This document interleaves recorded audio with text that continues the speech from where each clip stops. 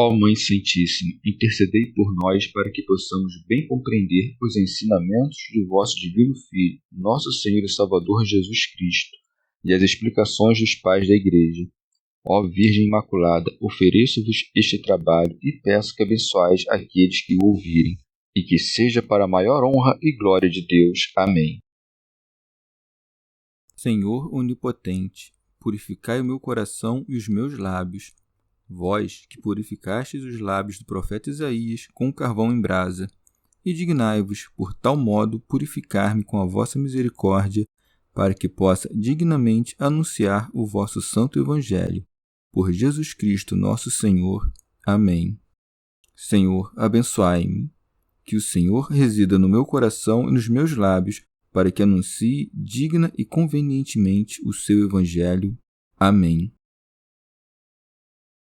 Evangelho de Nosso Senhor Jesus Cristo, segundo São Mateus. Missão dos 12. Jesus chamou os 12 discípulos e lhes disse: Pondo-vos a caminho, proclamai que o reino dos céus está próximo. Curai os doentes, ressuscitai os mortos, purificai os leprosos, expulsai os demônios. De graça recebestes, de graça dai.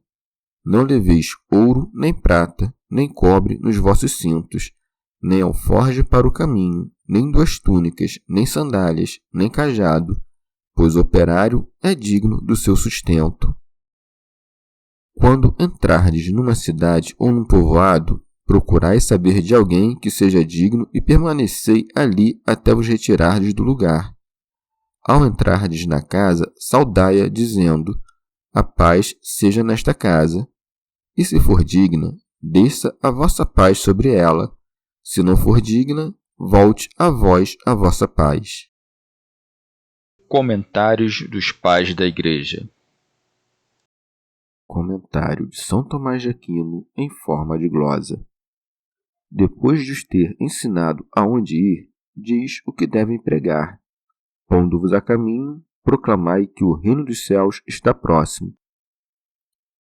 Rábano Mauro. Aqui diz que se aproxima o reino dos céus pela fé que nos é dada no Criador invisível, não por um movimento dos elementos visíveis. Com razão, chamam-se santos do céu os que possuem a Deus pela fé e são amados pela caridade. São João Crisóstomo. Vede a grandeza do mistério, vede a dignidade dos apóstolos. Não lhes ordena que anunciem coisas sensíveis, como a Moisés e aos profetas, mas coisas novas e inesperadas. Estes anunciaram bens terrestres. Os apóstolos anunciam o reino dos céus e todos os bens que ele contém. São Gregório Magno. Cristo atrelou milagres aos santos pregadores, para que essa virtude desse crédito às palavras e que uma pregação nova fosse acompanhada de obras novas. Por isso segue-se: curai os doentes, ressuscitai os mortos, purificai os leprosos, expulsai os demônios. São Jerônimo. Para que acreditassem naqueles homens rústicos, sem ciência, iletrados, sem eloquência, que prometiam o reino dos céus, foi-lhes dado o poder de fazer milagres, a fim de que a grandeza dos sinais fosse uma prova da grandeza das promessas. Santo Hilário de Poitiers. O Senhor comunica todo o seu poder e toda a sua virtude aos apóstolos, a fim de que aqueles que tinham sido criados à imagem de Adão e à semelhança de Deus recebessem agora uma semelhança perfeita com Cristo e pudessem curar com essa participação no poder do Senhor todos os males que o instinto de Satanás havia introduzido no corpo de Adão. São Gregório Magno. Esses milagres foram necessários no princípio da Igreja, a fim de que a fé dos crentes crescesse, deveria ser alimentada com milagres. São João Crisóstomo. Depois, porém, pararam de ocorrer, quando a reverência pela fé se alastrou por todos os lugares. Se ocorreram depois, foram poucos e raros. Deus costuma fazer esses prodígios quando o mal chega ao seu extremo, é então que faz ver seu poder. São Gregório Magno. Entretanto, a Igreja faz todos os dias espiritualmente o que então faziam os apóstolos corporalmente. E esses milagres são maiores, porque restituem a vida não aos corpos, mas às almas. Remígio de Auxerre. Esses enfermos são os indolentes, que não têm forças para viver bem.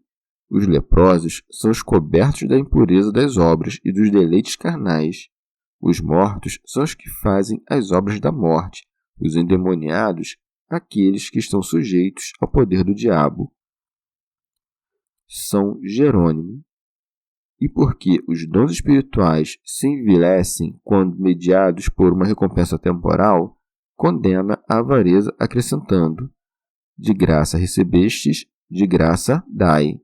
Como se dissesse: eu, vosso mestre e senhor, dei-vos sem cobrar nada, logo dai também sem nada cobrar. Comentário de São Tomás de Aquino em forma de glosa. Disse isso para que Judas, que levava a bolsa, não se valesse desse poder para acumular dinheiro e, ao mesmo tempo, para condenar a perfídia herética dos simoníacos. São Gregório Magno. Previa que não faltariam aqueles que desviariam o dom do Espírito Santo como que objeto de comércio, colocando o dom de fazer milagres a serviço de sua avareza. São João Crisóstomo. Vede que se preocupa tanto com a diligência dos costumes quanto com os milagres, mostrando que os milagres sem ela nada são. Vede também como impede a soberba, dizendo: de graça recebestes, e como previne a impureza do amor ao dinheiro, dizendo: de graça dai. Ou, para que vissem que não são os autores dos benefícios, diz: de graça recebestes, como se dissesse: não dais nada que vos pertença, não o recebestes nem como recompensa, nem como preço do vosso trabalho, e como é uma graça que vos dei, dai-a como a haveis recebido, pois jamais encontrareis um preço que corresponda ao seu valor. Depois de proibir o tráfico das coisas espirituais, consequentemente, arranca a raiz de todos os males com as palavras: não leveis ouro, nem prata, nem cobre nos vossos cintos. São Jerônimo. Se a finalidade a que se propõe, pregando o Evangelho, não é receber uma recompensa pecuniária, é supérflua a posse de ouro, prata ou outra moeda, pois então o objetivo da pregação não seria a salvação dos homens, mas o amor ao dinheiro. São João Crisóstomo. Por esse preceito, primeiro impede qualquer suspeita sobre seus discípulos, depois liberta-os de todo cuidado para que possam entregar-se inteiramente à pregação da palavra de Deus.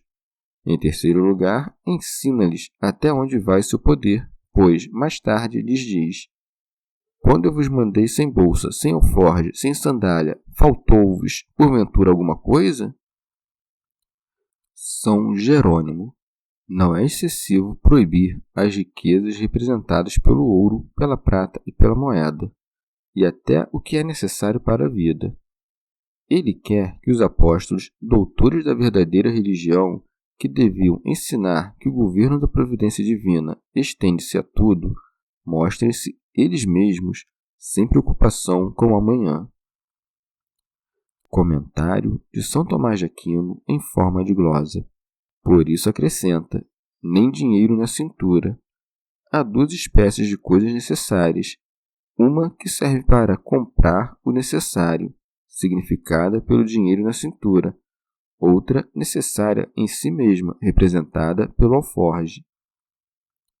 São Jerônimo. Com as palavras nem alforje para o caminho, censura os filósofos conhecidos vulgarmente por bactroperistas, que, desprezando o mundo e tendo todas as coisas por nada, levavam consigo suas provisões. Segue-se nem duas túnicas. Essas duas túnicas parecem-me significar duas vestimentas completas. Não diz aos que vivem na Sítia ou em regiões com clima glacial que usem apenas uma túnica, mas pela túnica entende uma única vestimenta, ordenando que não tenham outra de reserva por medo do futuro. Segue-se, nem sandálias. O próprio Platão proíbe cobrir as duas extremidades do corpo para impedir que se enfraqueçam a cabeça e os pés, porque quando estas partes têm vigor e firmeza, também as outras partes do corpo tornam-se mais robustas. Segue-se, nem cajado. Porque se temos o auxílio do Senhor, que necessidade teríamos da proteção de um bastão? Remígio de Auxerre. Manifesta-nos o Senhor com essas palavras que chama os santos pregadores novamente à dignidade do primeiro homem, que, enquanto possuía os bens celestiais, jamais desejou os terrenos, e que somente preocupou-se com eles quando perdeu aqueles pelo pecado. São João Crisóstomo. Feliz esta comutação, em troca do ouro, da prata e de coisas semelhantes, receberam o poder de curar os enfermos, ressuscitar os mortos e coisas semelhantes. Por isso, não lhes diz desde o princípio que não possuam ouro nem prata, só depois que lhes manda limpar os leprosos e expulsar os demônios. Vemos assim que de homens fê-los, por assim dizer, anjos, deixando-os livres de todo cuidado com as coisas desta vida, a fim de que só cuidassem da instrução. E mesmo deste cuidado dispensa-os, dizendo-lhes: não fiqueis preocupados em saber como ou o que haveis de falar. Assim, o que lhes parece pesado e difícil, ser-lhes-á muito leve e fácil. Não há nada mais doce que estar livre de toda preocupação, sobretudo quando, retiradas as preocupações, for possível não ser diminuído em nada, já que Deus está presente e atento a todas as necessidades. São Jerônimo. E como enviou os apóstolos quase nus e desprovidos de tudo, e parecia muito dura essa condição de mestres, temperou a severidade desse preceito dizendo: pois o operário é digno de seu sustento. Como se dissesse: recebei o quanto vos for necessário para a vestimenta e para o alimento. É o que diz o apóstolo em 1 a Timóteo: tendo, pois, os alimentos necessários e com que nos cobrir, contentemo-nos com isto. E em Gálatas: o que é catequizado na palavra, reparta de todos os bens com o que catequiza, a fim de que os discípulos que recebem bens espirituais façam seus mestres participarem de seus bens temporais, não para satisfazer sua avareza, mas para atender às suas necessidades. São João Crisóstomo. Era conveniente que os discípulos alimentassem os apóstolos, pois poderiam sentir-se superiores àqueles que ensinavam se lhes dessem tudo e nada recebessem. E os discípulos, por seu turno, poderiam sentir-se desprezados e afastar-se de seus mestres. E para que os apóstolos não dissessem que os mandara mendigar, envergonhando-se com isso, chama-os de operários, e chama o que lhes é dado de recompensa. E para que não formassem a ideia de que, por ser verbal seu ministério, tivesse pouca importância, diz-lhe: pois o operário é digno do seu sustento. Não quis assim dar uma ideia exagerada dos trabalhos e da recompensa que merecem, mas traçar para os apóstolos uma regra de conduta, e ensinar aos que suprem as suas necessidades que, fazendo, dão-lhes o que lhes é devido. Santo Agostinho. O Evangelho não é, pois, uma coisa venal, que se prega por uma recompensa temporal. Se alguém o vende assim, vende uma coisa grandiosa por um preço vil. Recebam, portanto, os pregadores do povo o sustento para a sua vida, e esperem somente de Deus a recompensa de seu ministério. O que os fiéis dão aos que os servem, na caridade do Evangelho, não é como um salário, mas como um subsídio que lhes permite continuar seu trabalho. Ou, de outro modo, quando o Senhor disse aos apóstolos: não queirais possuir ouro, acrescenta imediatamente: pois o operário é digno do seu sustento. Essas palavras deixam claro porque o Senhor não quer que eles tenham ou levem consigo dinheiro, não porque ele não seja necessário para o sustento de suas vidas, mas para que compreendam que os enviou de tal forma que seu sustento lhes era devido por aqueles a quem anunciavam o Evangelho, como o soldo é devido àqueles que combatem. Vemos também aqui que o Senhor não ordena aos que anunciam o Evangelho que vivam unicamente das ofertas daqueles que evangelizam. Se fosse assim, aliás, Paulo não poderia ter vivido do trabalho de suas mãos. O que ele fez foi dar aos apóstolos um poder, e isto justificava que recebessem os donativos dos que evangelizavam. Quando o Senhor impõe um preceito, não o cumprir é uma desobediência formal, mas é permitido não usar um poder que ele dá e renunciar a ele como a um direito outorgado. O Senhor quer, portanto, estabelecer que aqueles que anunciam o Evangelho têm o direito de viver do Evangelho e ordena aos seus apóstolos que não se preocupem em ter as coisas necessárias à vida, nem grandes nem pequenas. Por isso acrescenta, nem cajado, para indicar aos fiéis que estavam obrigados a dar-lhes não o supérfluo, mas o necessário. A palavra cajado significa o poder, conforme é dito em Marcos.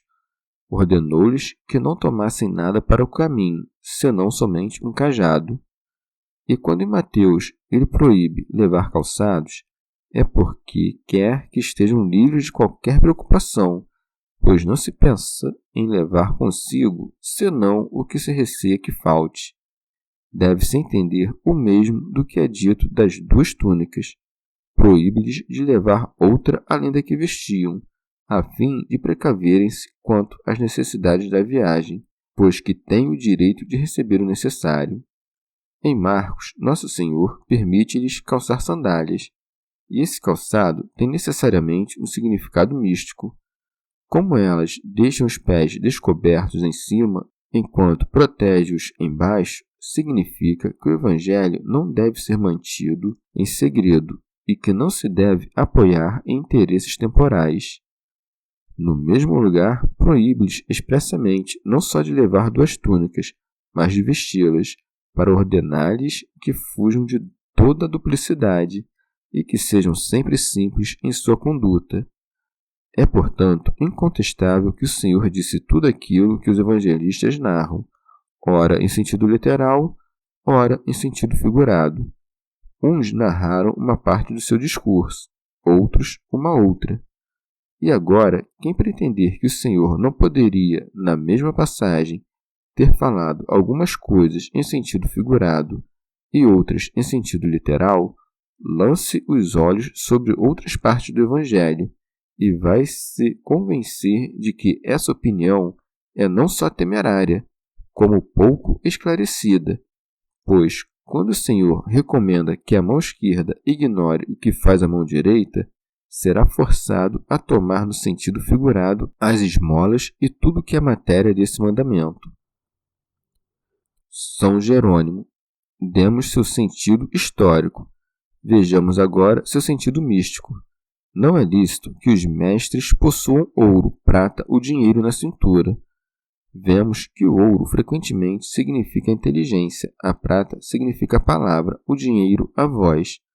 Ora, não podemos receber essas 3 coisas de nenhum homem, pois é Deus quem nos lá dá, nem dar ouvidos aos ensinamentos dos heréticos, dos filósofos ou de outras doutrinas perversas. Santo Hilário de Poitiers. A cintura é uma das coisas necessárias a quem exerce algum ofício e torna seu trabalho mais livre. Proibir de levar dinheiro na cintura equivale a proibir toda venalidade no exercício do ministério.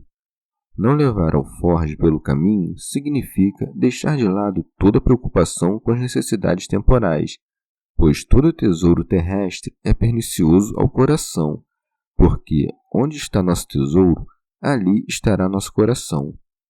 Diz também, nem 2 túnicas, pois basta uma só túnica àqueles que se revestiram de Cristo. Depois de ter recebido a inteligência da fé, deve-se rejeitar as vestimentas que apresentam os hereges ou a antiga lei, nem sandálias, porque numa terra santa e desembaraçada dos espinhos e aguilhões dos pecados, como foi dito a Moisés, não devemos ter nenhum outro preparo para andar, senão aquele que recebemos de Cristo. São Jerônimo.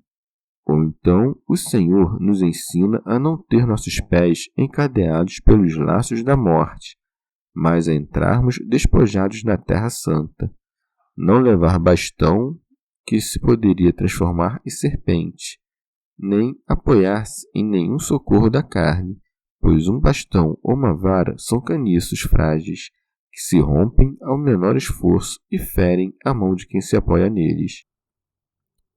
Santo Hilário de Poitiers.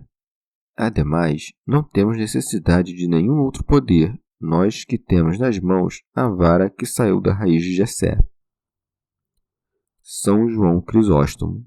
O Senhor disse mais acima: o operário tem direito ao seu alimento. Não se deve pensar, por isso, que todas as portas estivessem abertas para os discípulos. Ao contrário, ordena-lhes ter muito cuidado ao escolher onde se hospedariam. Quando entrardes numa cidade ou num povoado, procurai saber de alguém que seja digno. São Jerônimo. Os apóstolos, ao entrarem em uma cidade nova para eles, não poderiam saber que tipo de pessoas haveria ali. Sua escolha deveria, portanto, basear-se na opinião geral e no julgamento dos vizinhos, a fim de que a dignidade do pregador não fosse comprometida por quem o acolhesse. São João Crisóstomo. Por que então o Senhor aceitou a hospitalidade de um publicano? Porque esse publicano tinha se tornado digno pela conversão. Ora, essa maneira de agir era não somente para a glória dos apóstolos, mas também para o seu sustento. Se alguém é digno, dar-lhes-á o que precisam, especialmente se não pedem mais do que o necessário. Observai como, ao mesmo tempo que os despoja de tudo, dá-lhes tudo, permitindo que fiquem na casa daqueles a quem ensinam. Assim, ficavam livres de toda solicitude, e como não levavam nada consigo, não pediam mais do que o necessário, e não entravam indistintamente na casa de todos. Persuadiam mais facilmente a todos de que vinham apenas para sua salvação. O Senhor queria que seus apóstolos brilhassem mais pelas virtudes que por seus milagres, e um sinal muito evidente de virtude é renunciar a todo supérfluo. São Jerônimo. Aquele que foi escolhido para hospedá-los não lhes faz um favor, mas o recebe. E diz que ele é digno, pois deve compreender que receber a graça é mais do que dar. São João Crisóstomo. Notai que não lhes dá ainda todas as coisas, não lhes dá o conhecimento das pessoas dignas, mas ordena que se informem. A essa ordem acrescenta a de não mudar de casa em casa, e permanecei ali até vos retirardes do lugar, para não contristarem seu hospedeiro, e para não serem considerados levianos ou dados à gula. Santo Ambrósio. Não é sem motivo que ordena aos apóstolos escolherem a casa em que ficarão, mas a fim de que não tenham motivo para mudar de hospedagem. Mas as mesmas preocupações não são recomendadas aos que recebem, pois usando nisso de excessivo discernimento, sua hospitalidade poderia perder todo o valor. Segue-se. Ao entrardes na casa, saudai-a, dizendo: a paz esteja nesta casa. Comentário de São Tomás de Aquino em forma de glosa. Como se dissesse: pedi a paz para vosso hóspede, a fim de adormecer nele toda repugnância contra a verdade. São Jerônimo. Essas palavras contêm implicitamente a saudação ordinária dos gregos e dos sírios, pois a palavra hebraica e siríaca salimlak ou samalak, isto é, a paz esteja contigo, corresponde à grega shire e à latina ave. Eis, portanto, o sentido dessa recomendação. entrando em uma casa, pedi a paz para os que nela habitam, e tanto quanto possível apaziguai as contendas e as discórdias. Caso se obstine nas dissensões, recebereis vossa recompensa pela paz que tiverdes oferecido, ao passo que os que recusaram a paz terão a guerra, conforme as palavras. E se for digna, deixa a vossa paz sobre ela. Se não for digna, volte a vós a vossa paz. Remígio de Auxerre. Porque será predestinado à vida aquele que escutar e seguir o Verbo celeste. E se ninguém quiser ouvi-lo, nem por isso o pregador ficará sem frutos, pois voltará a ele essa paz quando o Senhor recompensá-lo por seu trabalho. São João Crisóstomo. Ensina-lhes o Senhor que não esperem, porque ensinavam, que os outros saúdem-nos, mas que se adiantem na saudação, honrando assim aqueles que os recebem. Faz-lhes ver em seguida que não se trata de uma simples saudação, mas de uma verdadeira bênção, dizendo-lhes: e se for digna, deixa a vossa paz sobre ela. Remígio de Auxerre. O Senhor ensina a seus discípulos que ofereçam a paz ao entrar em uma casa, a fim de que essa saudação da paz os ajude a saber se a casa ou o hóspede são dignos de recebê-los. É como se lhes dissesse pacientemente: oferecei a paz a todos. Se a receberem, mostrarão que são dignos dela. Se a recusarem, que não o são. Mesmo que tenham sido orientados pela opinião geral na escolha de uma casa digna de recebê-los, devem fazer essa saudação, pois os pregadores devem ser chamados mais por causa da sua dignidade do que parecer que se oferecem sem motivo. Ora, a saudação da paz, feita com essas poucas palavras, pode servir para reconhecer sem erro se uma casa ou seu morador são dignos de oferecer hospitalidade. Santo Hilário de Poitiers. Os apóstolos, portanto, saúdam a casa com o desejo da paz, mas suas palavras significam a paz, não a dão.